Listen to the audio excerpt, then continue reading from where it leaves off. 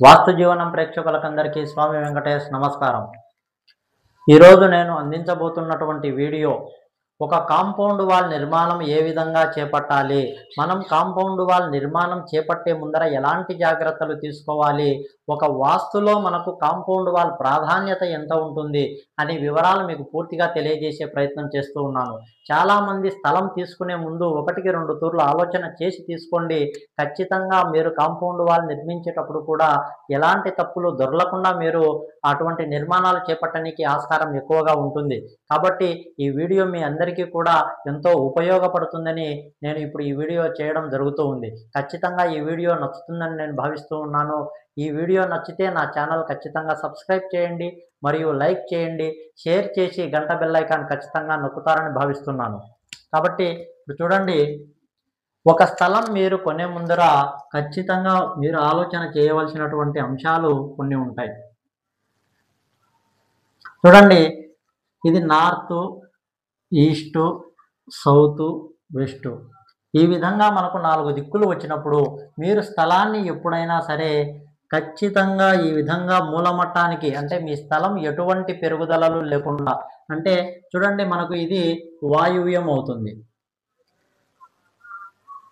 ఈశాన్యము, ఆగ్నేయము, నైరుతి, ఈ విధంగా 4 దిక్కులు 4 విదిక్కులు ఉన్నప్పుడు మీ స్థలానికి ముఖ్యంగా పెరగకూడనటువంటి, అంటే నేను చాలా స్థలాలు విజిట్ చేసేటప్పుడు వెంటనే వారు అన్ని విధాలుగా బాగుంది మా ఇల్లు, మా స్థలం బాగుంది అని వారు అనుకుంటూ ఉంటారు. నేను వెళ్ళి చూసినప్పుడు అవి తీవ్రంగా మూలలు పెరిగి ఉండడం, లేదా అంటే ఉచ్చ స్థానాలు తగ్గడము, నీచ స్థానాలు పెరగడము, ఇలాంటి సమస్యలు నేను చాలా స్థలాలలో చూశాను. కాబట్టి అలాంటి తప్పులు మీరు చేయకుండా చేసుకుంటారని నేను భావిస్తున్నాను. కాబట్టి చూడండి, పెరుగుదలలు అనేవి ఒక స్థలానికి ఎప్పుడూ కూడా ఇలా నీచ భాగము అయినటువంటి నైరుతి పెంపు అనేది ఎప్పుడూ కూడా ఉండవద్దు. ఇది తీవ్రంగా ఆ ఇంటికి జీవితాంతం కూడా వెంటాడుతుంది. ఎప్పుడైనా సరే నైరుతి పెంపు, అంటే పడమర నైరుతి కానీ లేదా ఇలా దక్షిణ నైరుతి పెంపు కానీ తీవ్రంగా ఒక ఇంటికి కానీ ఒక స్థలానికి కానీ నష్టం చేకూరుస్తుంది. ఇలా నైరుతి భాగంలో ఇలాంటి పెంపులు ఉన్నప్పుడు ఖచ్చితంగా మీరు తీసుకోవాల్సిన జాగ్రత్తలు, ఇలాంటి పెంపులు ఉన్నప్పుడు మీరు, అంటే ప్రహరీ గోడ వాల్ నిర్మించేటప్పుడు మీరు ముగ్గు పోసేటప్పుడే ఖచ్చితంగా మీరు 90 డిగ్రీస్ ఖచ్చితంగా ఈ కర్ణం, ఈ మూల అనేది మీరు ఇలా నీచ స్థానాలు పెరిగినప్పుడు ఇక్కడ మధ్యస్థానం, అంటే నైరుతి కార్నర్లో మీరు, అంటే వెస్ట్ సౌత్ ఈ కార్నర్లో మీరు ఒక గుంజ ఏదైనా పాతి ఇక్కడ మీరు ముగ్గు పోసేటప్పుడు ఖచ్చితంగా ఈ కర్ణం అనేది చూసుకోవాల్సి ఉంటుంది. ఇలా మీరు వన్ సైడ్ మూడు అడుగులు, అంటే 30 అడుగులు ఒక భాగము, 40 అడుగులు ఒక భాగము ఉంటే ఒక సైడ్ 3 అడుగులు, మరొక సైడ్ 4 అడుగులు, అంటే మూలమట్టానికి మీరు కాంపౌండ్ వాల్ నిర్మించవలసి ఉంటుంది ఎప్పుడైనా. అప్పుడే మనకు ఎలాంటి పెరుగుదలలు ఉన్నా కూడా మనకు బయటపడతాయి. కాబట్టి ఖచ్చితంగా ఈ విధంగా 3-4 అడుగులు మీరు కొలతలు తీసుకొని ఈ మధ్యలో ఈ కర్ణం 5 అడుగులు వచ్చే విధంగా మనం చూసుకున్నట్లయితే ఇది ఖచ్చితంగా 90 డిగ్రీస్ ఇది ఖచ్చితంగా మూలమట్టానికి ఉన్నట్లు మనం చెప్పడం జరుగుతూ ఉంది. కాబట్టి ఈ విధంగా నీచ స్థానాలు మీకు పెరిగినప్పుడు ఖచ్చితంగా విడిచిపెట్టి మీరు కట్టవలసి ఉంటుంది. కర్ణానికి మీరు చూసుకొని, మూలమట్టానికి మీరు చూసుకొని కాంపౌండ్ వాల్ నిర్మించవలసి ఉంటుంది. ఇలాంటి నైరుతి పెరుగుదలలు అనేవి కూడా ఏ స్థలానికి మంచివి కావు. అదేవిధంగా మీరు చూడండి, ఒకవేళ మీకు పెరుగుదలలు ఏవైనా మంచివి అని భావించినట్లయితే చూడండి, ఇలా మనకు ఉచ్చస్థానమైనటువంటి పడమర వాయువ్యము ఒకవేళ మీకు ఒక 2 అడుగుల మేర, అంటే మనకు ప్రతి 10 అడుగులకు ఒక 5 ఇంచి లేదా ఒక 4 ఇంచి మేర పెరిగినా కూడా ఎటువంటి ఇబ్బంది ఉండదు. ఇది ఉచ్చస్థానాల పెరుగుదల అనేది ఏ స్థలానికైనా యోగిస్తూ ఉంది. నేను చాలా ఇల్లు వెరిఫికేషన్ చేసినప్పుడు, అంటే మనం గ్రౌండ్లో ఈ విధమైనటువంటి స్థలాలను పరిశీలించినప్పుడు ఇలాంటి ఉచ్చస్థానాల పెరుగుదల ఆ ఇంటికి మంచి చేస్తున్నాయి. కాకపోతే ఈ విధంగా మీకు పడమర వాయువ్యం పెరిగినప్పుడు దీనికి కాంపౌండ్ వాల్ కట్టే విధానాన్ని మనం కరెక్ట్గా అవలంబిస్తే ఖచ్చితంగా యోగిస్తుంది. చాలా మంది ఇలా పడమర వాయువ్యం పెరిగినప్పుడు చూడండి, ఇక్కడి నుంచి ఇక్కడి వరకు ఇలా క్రాస్గా కట్టడం జరుగుతూ ఉంది. అంటే అప్పటికి ఈ నైరుతి తగ్గిపోతూ ఉంది, ఈ వాయువ్యం పెరిగిపోతూ ఉంది. ఉచ్చస్థానం అయిన ఉచ్చస్థానం అయినటువంటిప్పటికీ కూడా ఇలా పెరుగుదల ఇలా క్రాస్‌గా కట్టడం వల్ల ఇది నష్టం చేకూరుస్తుంది. ఎప్పుడైనా సరే మనం కాంపౌండ్ వాల్ ఇక్కడ 90 డిగ్రీస్ తీసుకొని ఈ స్థలానికి మధ్య భాగం వరకు కూడా మనము మూలమట్టానికి కట్టుకోవాల్సి ఉంటుంది. ఈ ఉచ్చస్థానం, మధ్యస్థానం నుంచి మాత్రమే ఈ విధంగా మనం పెంచినట్లయితే ఇది ఉచ్చస్థానపు పెరుగుదల అవుతుంది. మనకు ఎటువంటి దోషాలు రాకుండా ఈ ఇంటి స్థలము సరైన విధంగా కట్టుకున్న వారం అవుతాము. అదే విధంగా ఇక్కడ కూడా చూడండి, చాలామంది నీచస్థానం పెరిగినప్పుడు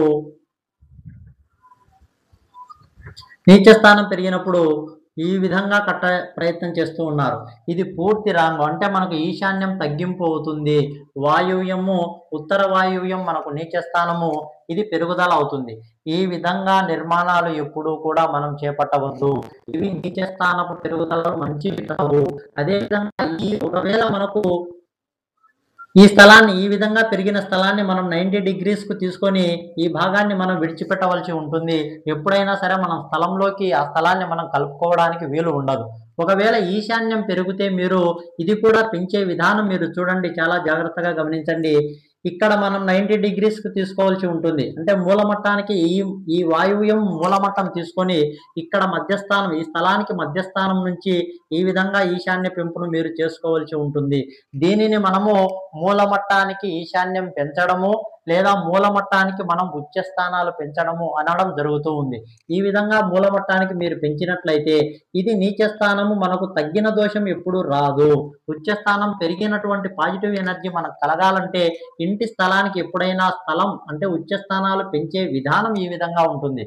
అదేవిధంగా మనకు తూర్పు ఆగ్నేయము ఈ విధంగా ఎప్పుడు కూడా పెంచవద్దు.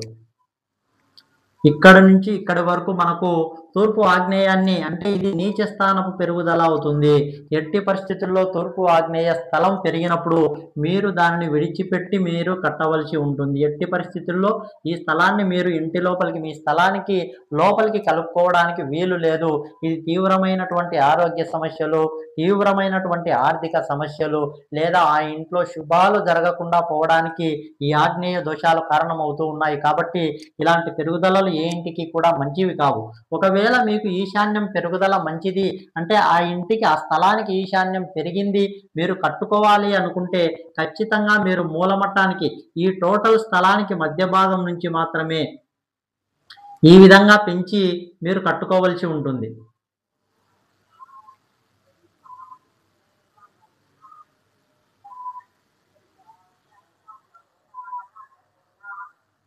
ఈ విధానాన్ని, అంటే మనకు ఈశాన్యం పెరిగినప్పుడు, తూర్పు ఈశాన్యం ఈ విధంగా పెరిగినప్పుడు ఇలా మధ్యస్థానం నుంచి మాత్రమే పెంచుకోవాల్సి ఉంటుంది.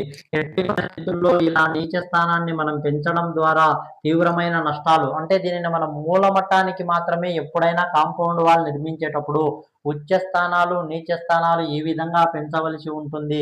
నీచ స్థానాలు ఎప్పుడైనా ఈ విధంగా తగ్గించవలసి ఉంటుంది.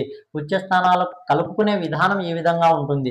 ఒకవేళ ఇదే విధానము మనకు దక్షిణ ఆగ్నేయం పెరిగినప్పుడు చూడండి, ఇలా దక్షిణ మధ్యస్థానం నుంచి దక్షిణ ఆగ్నేయం వరకు ఈ విధంగా మాత్రమే పెంచుకోవాల్సి ఉంటుంది.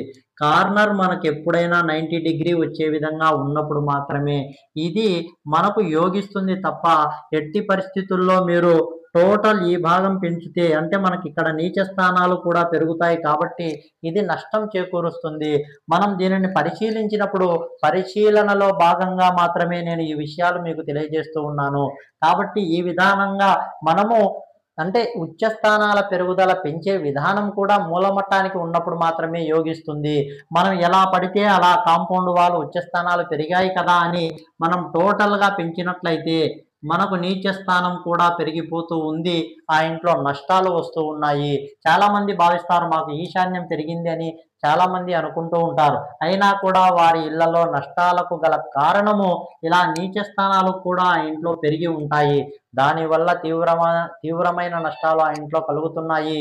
అదేవిధంగా ఈ విషయాన్ని వారు తెలుసుకోలేకపోవడానికి కూడా ప్రధానమైనటువంటి కారణము ఈ విషయాన్ని ఎవరూ చెప్పకపోవడమే. కాబట్టి ఇలాంటి పెరుగుదలలు కూడా ఏ ఇంటికి మంచిది కాదు. అదేవిధంగా మనము కాంపౌండ్ వాల్ నిర్మించే విధానం కూడా మీరు చూడండి.